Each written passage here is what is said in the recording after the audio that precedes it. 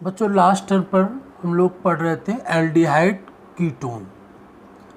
Aldehyde और ketone दोनों ही किस ग्रुप के हैं? कार्बोनिल ग्रुप के, क्योंकि इन दोनों में ही कार्बन ऑक्सीजन से डबल बॉन्ड से जुड़ा होता है, द्विबंध से जुड़ा होता है।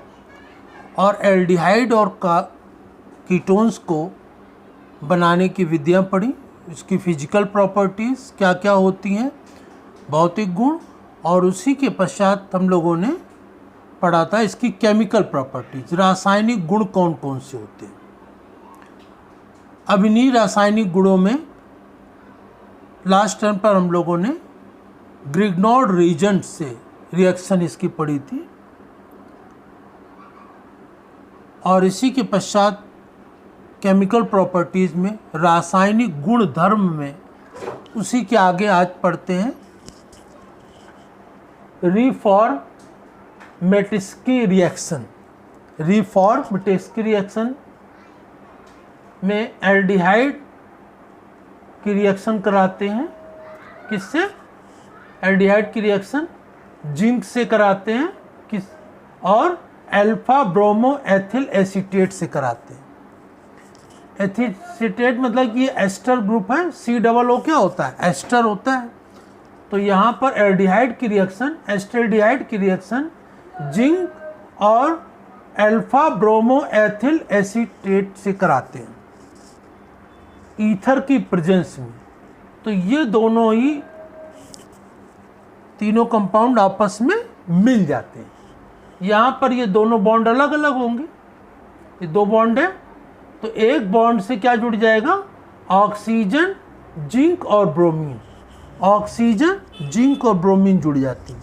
और दूसरे बॉन्ड से ये जुड़ जाएगा यहाँ पर CH2 COO C2H5 जुड़ जाता है।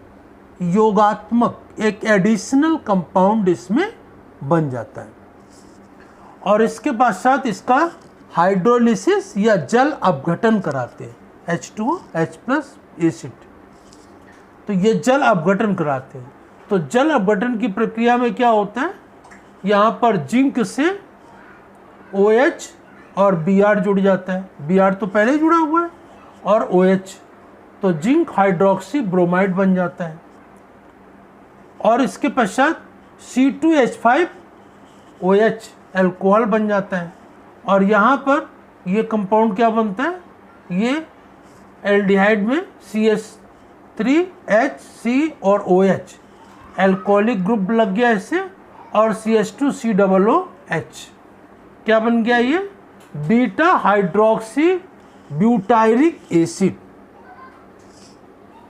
तो यहाँ पर ये पहले एल्डिहाइड, जिंक और अल्फा ब्रोमो एथिल एसीटेट तीनों कंपाउंड जुड़ करके ईथर की प्रेजेंस में एक कंपाउंड बनाते हैं, जुड़ जाते हैं। और फिर इसके बाद जल अपघटन कराने पर ethyl alcohol, zinc hydroxy bromide और क्या बनता है? बीटा हाइड्रोक्सी ब्यूटायरिक एसिड का निर्माण होता है। नेक्स्ट रिएक्शन देखते हैं, एडिशन विद अल्कोहल। अल्कोहल से रिएक्शन किसकी कराते हैं? एस्टरडिहाइड की मेथिल अल्कोहल से या मेथेनॉल से HCl की प्रेजेंस में कराते हैं। तो क्या बनता है इसमें? ये कंपाउंड पूरा जुड़ जाता है। OH O से जुड़ जाएगा, यहाँ पर OH बन जाएगा, और OCH3 यहाँ पर जुड़ जाता है। यहाँ पर जैसा लास्ट टाइम पर पढ़ चुके थे कि ये बॉन्ड किस पर आ जाएगा? ऑक्सीजन पर। कि दोनों इलेक्ट्रॉन ऑक्सीजन पर आने से क्या होगा? ऑक्सीजन पर माइनस चार्ज हो जाएगा और कार्बन पर प्लस चार्ज होगा। और जब ये डिसोसिएट होंगे, अलग होंगे, तो क्या होगा इसमें? OH ये माइनस होगा, तो ये प्लस पे जुड़ जाएगा, मतलब कार्बन से डायरेक्ट OH जुड़ जाएगा, OH पर माइनस। और CH3 ये प्लस होगा, ये किससे जुड़ जाएगा? माइनस से, मतलब कि ऑक्सीजन से। तब जब CH3OH इसमें हेट्रोलिटिक विषम विदलन होगा, हेट्रोलाइटिक डिवीज़न होगा तो OH माइनस और CH3 बनेगा प्लस। और इसके बाद क्या होगा, ये बॉन्ड जब एक बॉन्ड के इलेक्ट्रॉन, दोनों इलेक्ट्रॉन ऑक्सीजन पर आ जाएंगे, क्योंकि ऑक्सीजन की इलेक्ट्रोनेगेटिविटी, विद्युत ऋणात्मकता अधिक होती है, तो ऑक्सीजन पर माइनस चार्ज और कार्बन पर प्लस चार्ज। तो ये OH माइनस है, ये कार्बन से जुड़ जाएगा डायरेक्ट, और ये CH3 ये प्लस से है तो ये ऑक्सीजन से जुड़ जाएगा, OCH3 बन जाएगा। और इसी के पश्चात तो ये क्या बन जाएगा, acetaldehyde methyl hemiacetal, acetaldehyde methyl hemiacetal ये बन जाता है। फिर मेथिल अल्कोहल या मेथनॉल की प्रेजेंस में रिएक्शन कराते हैं तो क्या हो जाता है, इसमें क्या बन जाता है, ये डाई एथॉक्सी मेथेन, मतलब कि OCH3 OCH3 दो जुड़े हुए, एक OCH3 की जो जुड़ा ही हुआ है और एक OCH3 और जुड़ जाता है यहाँ पर, और ये OH और ये H,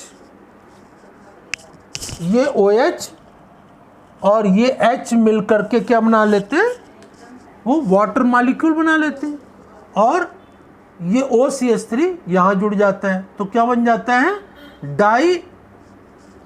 डाई मेथॉक्सी मेथेन।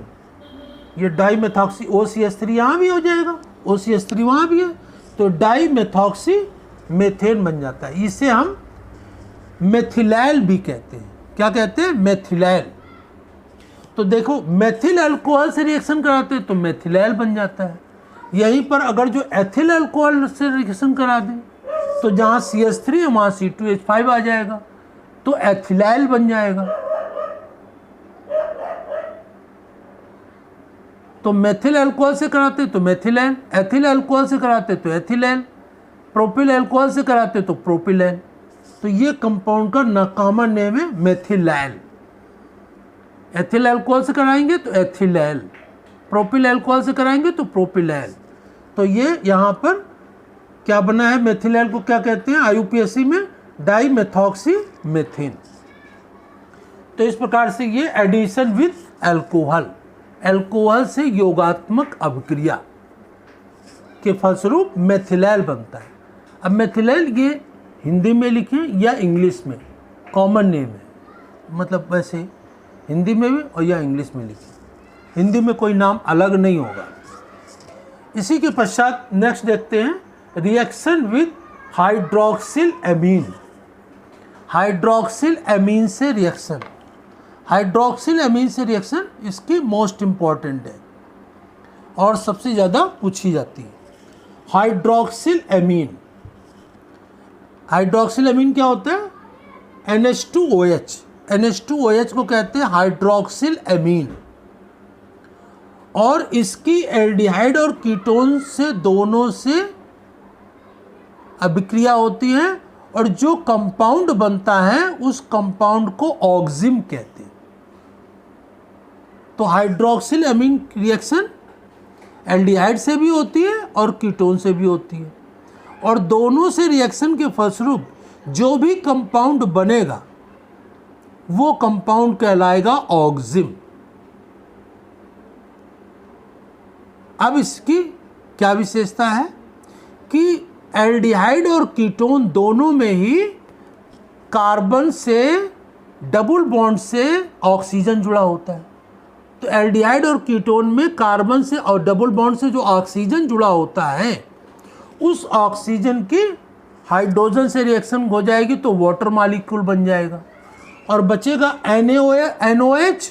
ये NOH किससे जुड़ जाएगा, डायरेक्ट कार्बन से डबल बॉन्ड से जुड़ जाएगा, डबल बॉन्ड से जुड़ जाएगा, द्विबंध से जुड़ जाएगा और कंपाउंड बनेगा ऑक्जिम। तो ये हाइड्रोक्सिल एमीन से रिएक्शन जो होती है, एल्डिहाइड और कीटोन दोनों रिएक्शन करते हैं। हाइड्रोक्सिल एमीन में जो H2 होता है, ये H2 एल्डिहाइड और कीटोन में दोनों में कार्बन से जो डबल बॉन्ड से ऑक्सीजन जुड़ा होता है उस ऑक्सीजन से H2 रिएक्ट करके वाटर मॉलिक्यूल बना लेते हैं और ये NOH जो होता है वो कार्बन से डायरेक्ट जुड़ करके ऑक्सिम बनाता है। और इसके नाम में हम फॉर्मेल्डिहाइड से रिएक्शन करता है तो फॉर्मेल्डिहाइड ऑक्सिम, एस्टल्डिहाइड से रिएक्शन कर तो एस्टल्डिहाइड ऑक्सिम, एसीटोन से रिएक्शन करके कंपाउंड बनता है तो एसीटोन ऑक्सिम। तो जो कंपाउंड आपने लिखा है उसी से ऑक्सिम जोड़ दीजिए, जोड़ करके नाम बना दीजिए। तो जैसे एस्टल्डिहाइड ऑक्सिम, एसीटोन ऑक्सिम, एसीटोन से रिएक्शन करके ऑक्सिम जोड़, तो दोनों शब्दों को जोड़ भी सकते हैं। एसीटोक्सिम ऐसे बोल दे, एसीटोन ऑक्सिम, एसीटो ऑक्सिम। और या अपना अलग अलग भी लिख सकते हैं, formaldehyde oxime, acetaldehyde oxime, acetone ऑक्सिम, ऐसे भी लिख सकते हैं। तो यहाँ देखें ये फॉर्मेल्डिहाइड है, SCHO, कार्बन से 2 हाइड्रोजन लगे, डबल बॉन्ड से ऑक्सीजन, और ये हाइड्रोक्सिल आमीन NH2OH, तो इसका ये H2 ऑक्सीजन से रिएक्शन करके क्या बना लिया, वाटर मॉलिक्यूल बना लेगा। यहाँ पर एक वाटर मॉलिक्यूल बन जाएगा और ये NOH कार्बन से डबल बॉन्ड से जुड़ जाएगा, तो ये क्या बन जाएगा, ऑक्सिम, फॉर्मेल्डिहाइड ऑक्सिम। इसी प्रकार से एस्टल्डिहाइड CH3CHO। अब ये इसमें भी देखिए ऑक्सीजन, ये हाइड्रोक्सिल अमीन NH2OH, यहाँ पर इसका हाइड्रोजन H2 ऑक्सीजन से रिएक्ट करके क्या बना लेगा, एक वाटर मॉलिक्यूल बना लेगा। और ये NOH जो होता है वो कार्बन से ही डबल बॉन्ड से जुड़ जाएगा, तो क्या बना लेगा, एस्टल्डिहाइड ऑक्सिम।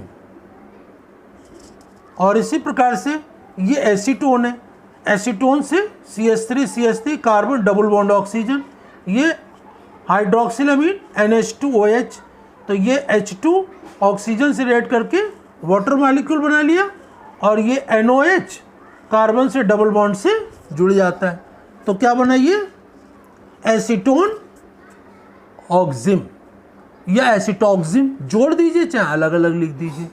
तो इस प्रकार से ये ऑक्सिम बन जाता है। तो ये ऑक्सिम बनाने की जो रिएक्शन है मोस्ट इंपॉर्टेंट है।